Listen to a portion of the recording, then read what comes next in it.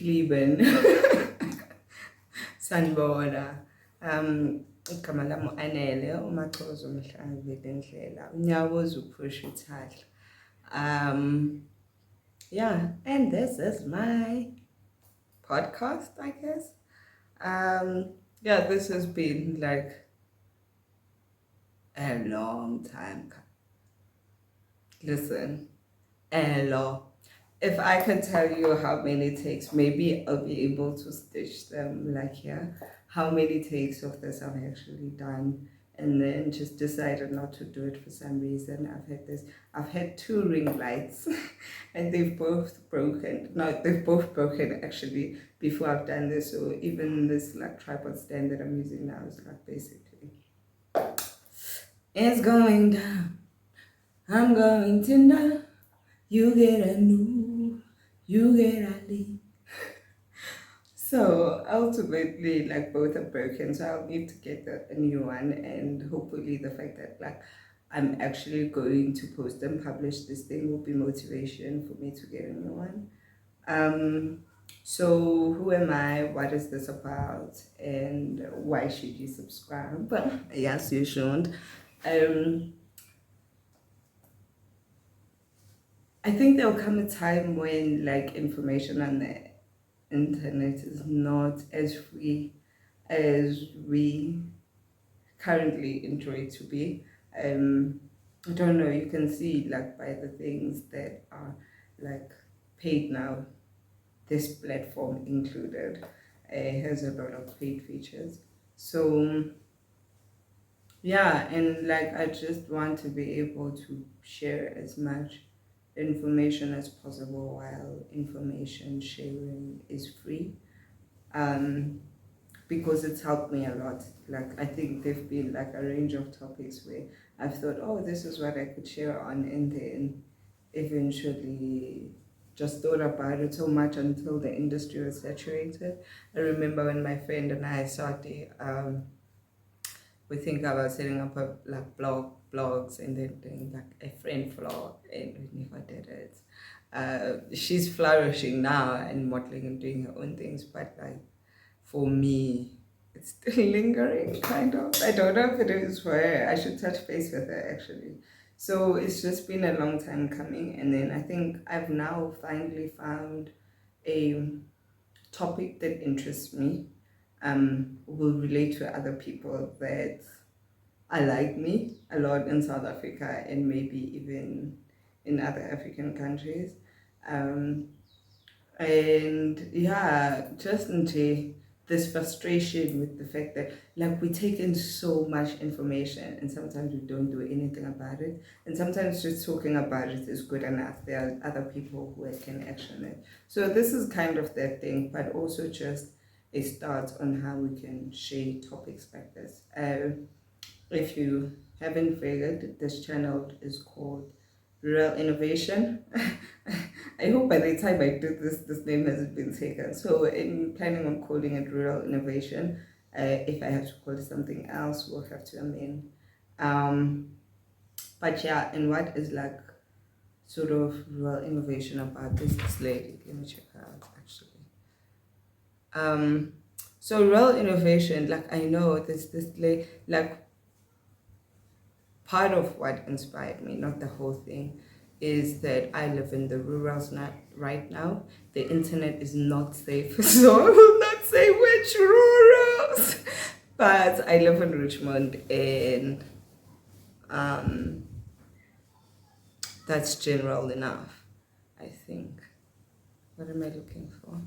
So I'm trying to find this lady. If I keep blinking weird, it's because I'm wearing contacts and sometimes they feel a bit dry. Yeah, anyway. So part of it was inspired by this lady called Velile Lifestyle in Deco TV. She publishes like grand design houses in rural South Africa, and you're just like, wow, bruh, you people have man. Like, I don't know if this is okay to say, but like if like people are charging money to build homes, like I'm all for it. It's just like, is it sustainable? And part of my conversation is like sustainable rural innovation or infrastructure and building, development rather. Um, so yeah, her name is Velile Lifestyle Ndeko. If you haven't seen her, you should check her page out. There's others like I'll like she's on YouTube. I think she's on other planets, other platforms also. Imagine she was on other planets as well. Um, so she's really cool. And there are others, like I'll share them if I remember them, but she was the first one that I could think of. And I was like, part of my question was like, I wonder how people are making this happen. I don't live in a grand designed house. I do not have any ideas like that. But I do like I think we've made like rural living really like practical for ourselves, and water shortages don't affect us as much. They do affect us to a very large degree, but they don't. But we've tried to sort of like insulate ourselves from the rural sort of, I don't know. I even hate that whole thing. Obviously, like the rurals are just not accessible. They don't have facilities and stuff. So we've made like our home, like my older siblings mostly accessible. I'm only starting now to make like rural living a more like, maybe this episode should be called rural living. We'll see. I think rural living works. I think rural living actually works. We'll call it rural living. Um, Rural living and innovation, actually. Hello, hello. Um, so, I can ramble clearly if you ever notice.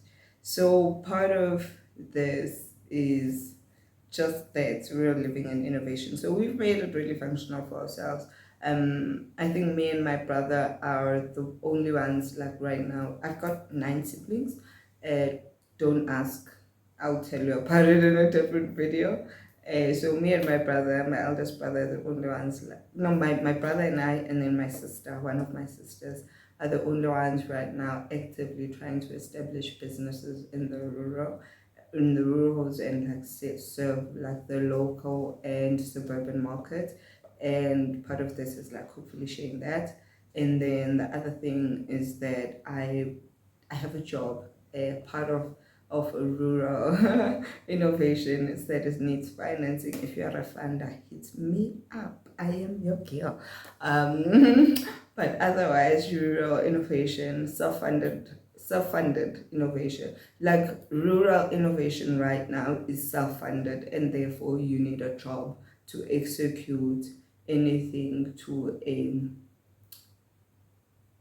a level that you can like, whose impact that can be tracked in a short period of time. Like if you can track like the impact of your innovation or like progress or whatever development in a year, like you need to have financing for that, and often that comes from a job or like something else that is not in the rurals. So personally, I think like remote working or hybrid working, as the organization that I can call it, is one of the ways that we can go about that. Like I'll share a lot like about that in a different video. Um, but like remote working or hybrid work can really accelerate rural innovation, because I can be here, and I can be hands on in sort of like doing the development. And two, because I'm already invested in this thing, and I have sort of the capital to get behind it. But the fact that I'm there also just accelerates the process, and it can happen. I've been able to build this like 1 room office in like space of 2 years. I still have to like do the whole math of how much I've spent. But I don't even want to like. Did you see? I blanked out for a second because it's so much trauma. But so it has to be self-funded, and then money has to come from somewhere. So for me, it's like I have a full-time job. I work a 9 to 5 at an NPC called Open Cities Lab, and the work that I'm trying to do in sort of this, talking about this on here, but also working from home and doing this innovation and social development stuff, is really related. So like it's a really like sweet spot for me, or at least the mission of the organization. So maybe I'll talk about that in a different video. Um, so that like gives me access to work from home, to save money, because there's no conveniences here. If I was finishing my money in the taverns, that would be such a waste of like all of these potentials. I'll still show you the hills someday, maybe. I don't know about the hills if you haven't figured out. But yeah, maybe I'll do like a video of the hills and stuff. But it's just there's so much potential here, and with a little bit you can go far. But you also need like brains and systems behind it. Um, yeah, actually, I made notes because I can ramble. So yeah, I've mentioned that what this podcast is going to focus on, and like businesses and innovation in the rural areas. I would also really, really love to bring like actual tech into the rurals, just having like innovation labs or like maker spaces in the rurals where people can come in and 3D print and use laser cutters, and it's just a community membership thing, and it can be a part of like the school community or an after school program. There is an innovation hub like that here in Richmond, in a town called Ndaleni. So like, and that's really inspiring that it is possible. So like my village can have it also. Maybe it's not a village, it's like a section in Ndaleni can also have it, and we can just have like many hubs of innovation in Ndaleni, and that's how we can sort of avoid um, this like idleness with us as the youth. And there is the pressure of I'm almost not a youth, so the pressure to achieve impact is getting worse. I'm kidding. I have no pressure to stay young. I am still 25, boo boo. I will always be 25 until I say so. So yeah, and we'll see. So what else is happening? So let me tell you a bit about my business. Um, I have a personal care or cosmetics business. My background is actually, I should have done this at the beginning, but we're here. We're here. We keep it moving. I promise this will be no more than 20 minutes. Um, so my background, my background, high school doesn't matter at this point, does it? But my like academic background post high school was in electronic engineering. Electronic engineering, I specialized in robotics. I love a tool, bruh.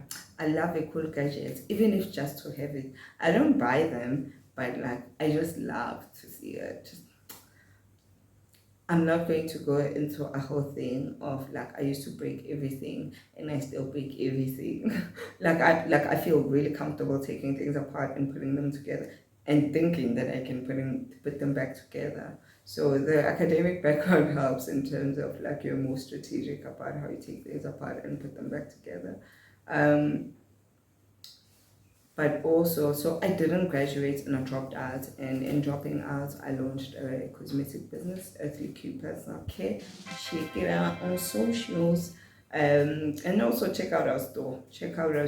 We're from the rurals, but the efficiency is just, you won't believe you're getting your products from the rurals. Our delivery like day, what's it, lead time is like 3 to 7 days. So if you are in KZN, for example, you can get your order within like 5 business days.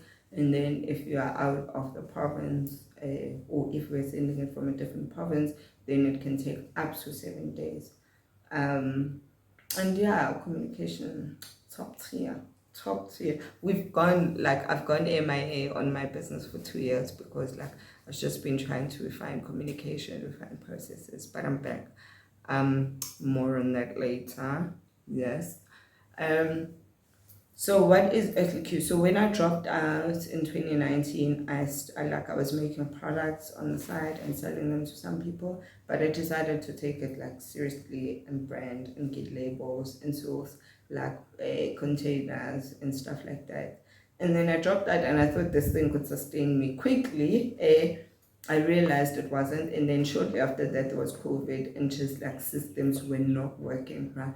The post office, I was using the post office in 2019 because I moved back to Richmond, and there was no like faster courier service other than the post office, and that was what I was doing. But we got better. We got better. Eventually, I started doing the courier guy, but it took me going all the way to Maritzburg, which is like 45 minutes away, to like send out orders, and it just cost me more to send out an order than it cost me a lot more to like successfully complete an order than the order was worth, and like that just wasn't worth it. And then also just like communication, guys. If you're taking people's money, you have to. If you're taking people's money, you have to. If you're taking people's money, you have to be like transparent with them. You have to communicate them with them like on time, quickly, efficiently. Like, yo, people, don't fuck with people's money. Don't mess with people's money. Yeah, and so those have been some of my lessons. I'll share more on that like later. But to make hair care, like natural hair specifically, hair care products and skincare products, you already know it's for black and brown girls and boys, honey, because like we love a moisturized man, guys. We love a moisturized man, so it's for black and brown boys and girls, and yeah, we just about taking care of ourselves. So yeah, welcome to this podcast. Sorry for this all over the place kind of situation. I hope the next episode is a bit more structured, and yeah.